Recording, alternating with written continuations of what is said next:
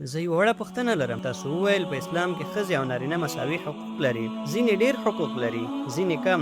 نو زما پوښتنه دا ده، د خدای په کور کې چې موږ ورته جومات وایو، ولې مسلمانو ښځو ته د عبادت حق نه دی ورکړل شوی؟ ولې دوی جومات ته نشي تللی او لمونځ نشي کولی؟ زه له ډېرې مودې راهیسې حیرانه یم چې هر کال کله چې تاسو د خپل کلني پروګرام لپاره مکې مدینې ته ځئ، ولې هندوان، عیسویان او نور مذهبي خلک هلته د تلو اجازه نه لري؟ موږ باور لرو چې ټول انسانان زموږ ورونه دي.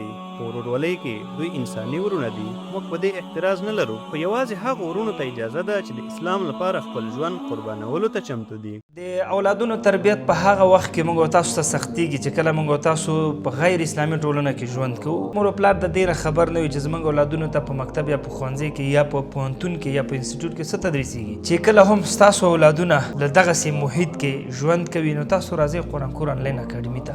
دلته به د قرآن کور آنلاین اکاډمي درسي مواد، کریکولم، هر څه په دغه ویب سایټ کې تاسو اول مطالعه انشاءالله اولادونه به داسې درته روزو څنګه چې په مکتب یا ښوونځي کې هغوی سره کوشش کېږي همداسې به په دغه اسلامي اکاډمي کې موږ هم داسې کوشش ورسره کوو تر څو پورې دغه زموږ او ستاسو اولادونه داسې وروزو چې په آینده کې موږ تاسو د ملامتیا ګوته ځان ته ونه نیسو. همدا اوس په دغه نمبر موږ سره اړیکه کې شئ، انشاءالله ستاسو اولادونه به داسې تربیه کو چې تاسو به خوشحاله. زما نوم ډاکټر آر کې وارما دی. زه دلته خپل نرسنګ کورس د ورما نرسنګ کور په نوم چلوم او دا حال زما خاوند ماته راکړی و کله چې هغه د اګرې ښاروال و. هغه دا په هغه وخت کې جوړ کړی و. له همدې امله نن دلته دومره ډېر خلک ناست دي. زه یوه وړه پوښتنه لرم.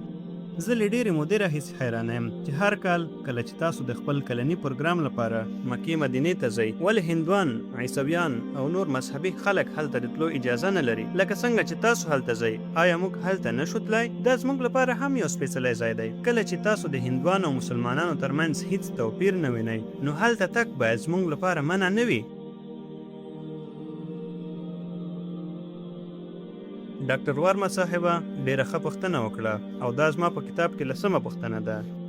10مه غلط فهمي. او ډاکټر وارما صاحبې ډېره سمه خبره وکړه. که موږ په نړیوالې ورورولۍ باور لرو نو ولې یوازې مسلمانانو ته د مکې او مدینې د تلو اجازه شته؟ ولې غیر مسلمانانو، هندوانو، سیکانو او عیسویانو ته اجازه نشته؟ ډېره مهمه پوښتنه ده. د دې ځواب دا دی چې هر هیواد خپل اصول او مقررات لري. د مثال په توګه زه هندوستانی یم، خو زه د هند هیڅ یوې برخې ته د تلو اجازه نه لرم کوم چې د پوځي سیمې یعنی کینټ په نوم یادیږي. یوازې پوځي پرسونل، یوازې هغه کسان چې د هیواد په ساتنه کې بوخت دي کولی شي چې د پوځي سیمې ته لاړ شي. زه نشم ویلی چې زه د دې هیواد وګړی یم، ولې ما نه پرېږدي چې لاړ شم؟ نه، دا د حکومت قانون دی، دا پوځي سیمه ده. یوازې هغه خلک، هغه پوځي پرسونل، هغه څوک چې د هیواد په ساتنه کې بوخت دي اجازه لري چې لاړ شي. دا قانون دی. په همدې ډول مکه او مدینه زما په اند د اسلام پوځي سیمې دي. یوازې هغه خلک چې د اسلام لپاره خپل ژوند قربانولو ته چمتو وي اجازه لري چې ولاړ شي، نور نه دي. موږ باور لرو چې ټول انسانان زموږ ورونه دي. په ورورولۍ کې دوی انساني ورونه دي. موږ په دې اعتراض نه لرو، خو یوازې هغو ورونو ته اجازه ده چې د اسلام لپاره خپل ژوند قربانولو ته چمتو دي. د دې بل ځواب دا دی چې کله هم تاسو یو هیواد ته ځئ، تاسو باید ویزه واخلئ او تر ټولو ستونزمنه ویزه د امریکا ویزه ده. په ځانګړې توګه د سپټمبر له 11مې وروسته دوی 50 پوښتنې کوي. کله چې زه لومړی ځل سنګاپور ته ولاړم، د مهاجرت په فورمه کې لیکل شوي وو چې د نشه یي توکو قاچاقبرانو ته د مرګ سزا ورکول کیږي. څوک چې له نشه یي توکو سره ونیول شي د مرګ سزا ورکول کیږي. که زه وغواړم سنګاپور ته ولاړ شم، زه باید ومنم چې که زه نشه یي توکي ولرم نو زه به د مرګ سزا سره مخ شم. ما وویل د مرګ سزا؟ دومره خطرناکه سزا؟ که تاسو موافق نه یاست نو سنګاپور ته راتلل منع دي. نو که تاسو د سنګاپور ویزه اخلئ، تاسو باید ومنئ چې د نشه یي توکو قاچاقبرانو ته د مرګ سزا ورکول کیږي. په همدې ډول که تاسو غواړئ مکې یا مدینې ته ولاړ شئ، تاسو یوازې په خپل ژبه باید دا ووایئ چې لا اله الا الله محمد رسول الله. که یو کس په خپله ژبه دا کلمه ووایي چې لا اله الا الله محمد رسول الله، چې د الله پرته بل معبود نشته او محمد صلی الله علیه وسلم د هغه رسول دی، هیڅ څوک نشي کولی تاسو د مکې یا مدینې له تلو څخه منع کړي. زه ډاکټر آرجن داس یم. زه د سینټ جان کالج کې د تجارت پروفیسر یم. تاسو وویل چې د اسلام د پوهېدو لپاره انسان باید اسلامي متنونه ولولي او مسلمانانو ته ونه ګوري. څنګه موږ او ستاسو په څیر یو متقي کس ته ونه ګورو؟ څنګه موږ ستاسو خبرو ته غوږ ونه نیسو؟ او څنګه موږ ستاسو هیڅ خبرې ته غوږ ونه نیسو؟ که تاسو غواړئ په اسلام پوه شئ، تاسو باید مسلمانانو ته وګورئ، خو او بدو دواړو ته. تاسو باید ستاسو په څیر یو متقي کس ته وګورئ، او تاسو باید د لادین په څیر نورو ترهګرو ته وګورئ چې ادعا کوي دوی اسلام ژغوري او زیاتوي. زه یوه وړه پوښتنه لرم. په خپله وینا کې تاسو وویل په اسلام کې ښځې او نارینه مساوي حقوق لري، او تاسو دا هم وویل چې له 100 څخه 80 ښځې مساوي حقوق لري، ځینې ډیر حقوق لري، ځینې کم. نو زما پوښتنه دا ده، د خدای په کور کې، د خدای په دربار کې چې موږ ورته جومات وایو، د خدای د عبادت په ځای کې ولې مسلمانو ښځو ته د عبادت حق نه دی ورکړل شوی؟ ولې دوی جومات ته نشي تللی او لمونځ نشي کولی؟ تاسو ډیره ښه پوښتنه وکړه. له پوښتنې مخکې تاسو وویل څنګه موږ مسلمانانو ته ونه ګورو، او تاسو زما ستاینه وکړه، تاسو د الله ستاینه وکړه. خو زه غواړم ووایم چې که تاسو غواړئ وګورئ چې مرسیډیز موټر څومره ښه دی، نو داسې ډرایور ته مرسیډیز موټر ورکړئ څوک چې ماهر ډرایور وي. نو که تاسو غواړئ یو کس وګورئ تر څو اسلام وپیژنئ، نو محمد صلی الله علیه وسلم تر ټولو غوره کس دی. ذاکر نایک په اسلام کې صفر دی، صفر.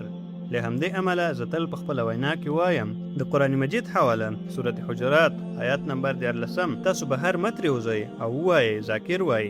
په اسلام کې د ذاکر ارزښت صفر دی، ارزښت د الله او د الله د رسول دی. خو که تاسو زما په وینا اغېزمن شوي یاست، زه تل خلکو ته وایم که تاسو زما په وینا اغېزمن شوي یاست، نو که تاسو ذاکر زما له وینا څخه لرې کړئ، او که تاسو ووایئ الحمدلله، خو که تاسو ووایئ ذاکر وایي چې د یوې ښځې ارزښت د یو سړي له ارزښت سره مساوي دی، نو دا صفر دی. قرآن په سورت بقره کې وایي، سورت نمبر 2 آیت نمبر 228 که تاسو حواله ورکړئ نو دا وزن لري. له همدې امله زه وایم دا لا هم رښتیا ده. که تاسو غواړئ یو مذهب وګورئ، د یو مذهبي عالم پر ځای یو مذهبي کتاب ولولئ، او که تاسو غواړئ یو څوک وګورئ، که تاسو غواړئ مذهبي خلک وګورئ، نو هغه څوک وګورئ چې تر ټولو ماهر دی. نو که تاسو غواړئ د مسلمان ژوند وګورئ او پرې عمل وکړئ، نو تر ټولو غوره مثال د محمد صلی الله علیه وسلم دی. ستاسو پوښتنه دا ده که د ښځو او نارینهو حقوق یو وي، د دوی معیارونه یو وي، نو ولې اسلام ښځې جومات ته له تلو منع کوي؟ ډېره ښه پوښتنه. که تاسو قرآن ولولئ، دا په قرآن کې هیڅ ځای نه وایي چې ښځې جومات ته نشي تللی. یو داسې حدیث هم نشته چې ذکر کړي ښځې جومات ته نشي تللی. په حقیقت کې ډیر احادیث شته. که تاسو صحیح بخاري ولولئ، حدیث نمبر 832 په کوم کې چې محمد صلی الله علیه وسلم وایي ډیر احادیث ته په کومو کې چې لیکل شوي دي چې د الله بندګان مه منع کوئ له جومات ته له ننوتلو. خو ځکه چې ښځې په کور کې مسؤلیتونه لري، دا د دوی لپاره لازمي نه ده چې جومات ته لاړې شي. هیڅ جبر نشته.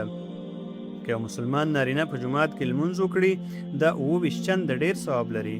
دا د صحیح بخاري حدیث دی، د محمد صلی الله علیه وسلم حدیث دی. او په جومات کې لمونځ کول په جماعت کې لا غوره دي. خو ځکه چې ښځې په کور کې مسؤلیتونه لري، دوی باید د ماشومانو پاملرنه وکړي، دوی باید پخلی وکړي، نو د دې لپاره جومات ته تګ لازمي نه دی. خو که دوی غواړي لاړې شي، هیڅوک دوی منع کولی نه شي. دا د افسوس ځای دی چې د هند په ډیرو جوماتونو کې د ښځو لپاره ځای نشته.